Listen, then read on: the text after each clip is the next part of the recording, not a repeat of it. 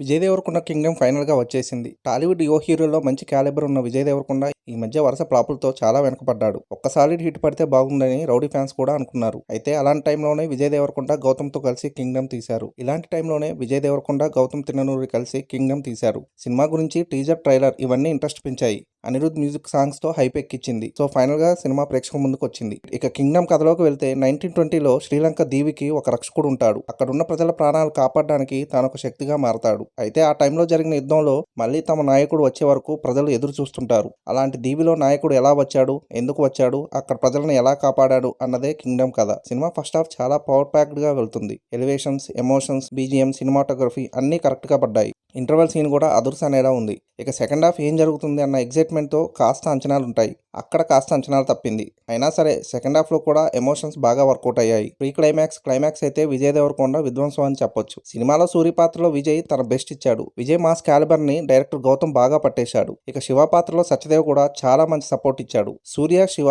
వీళ్ళ మధ్య సీన్స్ చాలా బాగున్నాయి. జైల్ సీన్, పోర్టు దగ్గర సీన్, ఇలా ప్రతి సీన్లో వీళ్ళిద్దరూ పోటీపడి నటించారు. సత్యదేవ్ రోల్ సినిమాకి హైలైట్. ఇక మురుగన్ రోల్లో వెంకటేష్ కూడా ప్రీ రిలీజ్ ఈవెంట్లో చెప్పినట్టుగానే కుర్రాడు కుమ్మేశాడు. తెర మీద అతను చూడగానే విజిల్స్ పడేలా హైప్ తెచ్చుకున్నాడు. హీరోయిన్ భాగ్యశ్రీ జస్ట్ 3-4 సీన్స్కి మాత్రమే ఉంది.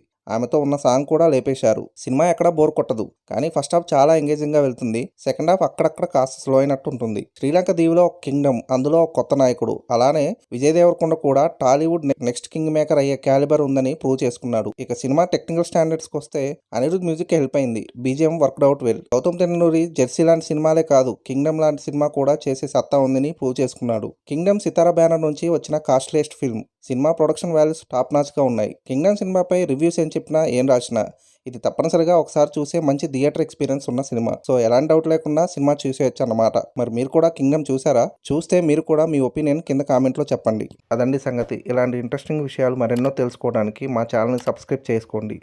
మా వీడియోస్కి లైక్ చేసి పక్కనే ఉన్న బెల్ ఐకాన్ క్లిక్ చేయడంతో మా వీడియోస్ మీకు నోటిఫికేషన్ రూపంలో వస్తాయి.